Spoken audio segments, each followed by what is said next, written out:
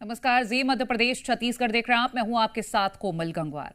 पाकिस्तान दुनिया में ऐसा इकलौता मुल्क है जिसकी कोई इज्जत नहीं। और मजे की बात तो यह है कि पाकिस्तान को चलाने वाले खुद अपनी बेइज्जती कराने से नहीं चूकते। और पाकिस्तान के रक्षा मंत्री ख्वाजा आसिफ ने तो फिर कुछ ऐसा किया है कि एक इंटरव्यू में सवालों के जाल में फंसे हुए हैं। उन्होंने कैसे अपने मुल्क को बेआबरू कर दिया, रिपोर्ट में आपको दिखाते हैं।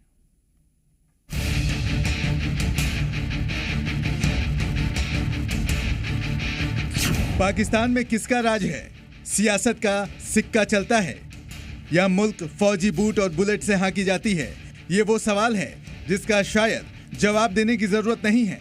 दुनिया जानती है कि पाकिस्तान बनने के बाद से आज तक मुल्क सिर्फ जमहूरियत का तमाशा देखती आई है। लेकिन अब ख्वाजा आसिफ के बयान ने एक बार फिर साफ कर दिया है कि पाकिस्तान में अवाम की चुनी सरकार सिर्फ दिखावा है। असल ताकत तो आसिम मुनीर जैसे जल्लादों के हाथ में है। Who's in charge is what I'm trying to understand. Where does power lie? I said it is hybrid, you know. So it's equal. It's not equal. If you and Asim Munir disagree on something, who gets the last word? We can agree to disagree. Pakistan में सत्ता और सेना दोनों बराबर है, लेकिन सेना के ऊपर खुद को बताने में ख्वाजा आसिफ की जबान जिस तरह लड़खड़ाई, उसने पाकिस्तान की पोल खोल दी और पाकिस्तानी भी अपने इस सियासतदान पर बिफर पड़े। ख्वाजा आसिफ साहब ने नादरीन ये मगरमच्छ के मुंह के अंदर जाकर मुंडी दी। मेहदी हसन के को जाकर आप इंटरव्यू दे रहे हैं, उसने नादरीन ख्वाजा आसिफ साहब को उड़ा दिया हवा में। ख्वाजा आसिफ आज पाकिस्तानी नहीं बल्कि दुनिया भर के मीडिया की सुर्खियों में। बॉस इस वक्त आइन के हिसाब से शहबाज शरीफ हैं, लेकिन बॉस कौन बना हुआ है? Army chief. ये हकीकत है। पाकिस्तान के रक्षा मंत्री ख्वाजा आसिफ ने पाकिस्तान के हाइब्रिड मॉडल का जिक्र ब्रिटिश अमेरिकी पत्रकार मेहदी हसन को दिए एक इंटरव्यू में किया। पाकिस्तान की जमीन से दूर बैठे आजाद पत्रकार ने ख्वाजा आसिफ से ऐसा सवाल पूछ लिया जिसने ख्वाजा आसिफ की बत्ती गुल कर दी। Asim Munir is a more powerful person than you are. No, it's not like that. You don't think General Asim Munir is more powerful than you are in Pakistan today? No, I'm a political appointee. I'm a political worker. जो मेहदी हसन का interview है ये देखने से ताल्लुक रखता है, क्योंकि जिस तरीके से उन्होंने ख्वाजा आसिफ से सवालात पूछे और जिस तरीके से ख्वाजा साहब की सिट्टी गुम हुई थी, यानी उनकी जुबान लड़खड़ा रही थी, जिस तरीके से जब उनसे पूछा गया कि पाकिस्तान में ताकतवर कौन है, आप हैं या पाकिस्तान फौज का सरबराह है। हाल के दिनों में ये बार बार साबित हुआ है कि दुनिया में शहबाज की क्या हैसियत है। दुनिया का कोई भी देश हो, किसी भी देश का कितना भी बड़ा नेता हो, आसिम मुनीर की पूछ सबसे ज्यादा है।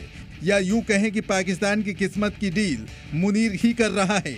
मुनीर बार बार ट्रंप से मिलने जाता है, अमेरिकी कंपनियों के साथ बड़ी बड़ी डील कर रहा है और यहाँ तक कि शहबाज भी ट्रंप से तभी मिल सके जब मुनीर मौके पर मौजूद था। और ट्रंप के साथ मुनीर शहबाज की डील को देखकर पाकिस्तानी भी कह रहे हैं कि जनाब, दाल में कुछ काला नहीं बल्कि पूरी दाल ही काली है। शहबाज शरीफ साहब पहुंच गए मिलने के लिए और साथ में जो है वो फील्ड मार्शल को भी ले गए। यकीनन कोई ना कोई दाल में कुछ काला है या फिर पूरी की पूरी दाल ही काली है, लेकिन मुझे तो पूरी दाल ही काली लग रही है। आसिम मुनीर शहबाज शरीफ को ट्रंप से अकेले मिलने क्यों नहीं देते? फौरन वहां पहुंच जाते हैं। रेस लगी हुई इन दोनों के दरमियान में।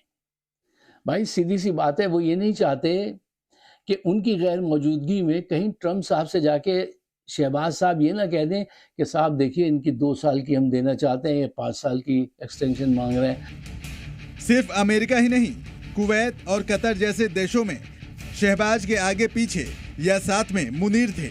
आसिम मुनीर ने 20 से 22 जुलाई तक श्रीलंका का दौरा किया। उसके बाद वो चीन भी पहुंचा। फिर 24 से 26 जुलाई तक इंडोनेशिया की यात्रा पर भी गया। यानी एक तरफ जहां शहबाज अमेरिका का झंडा टांग कर वफादारी साबित करने की कोशिश में जुटे हैं, वहीं मुनीर शहबाज का पत्ता साफ करने की फिराक में है।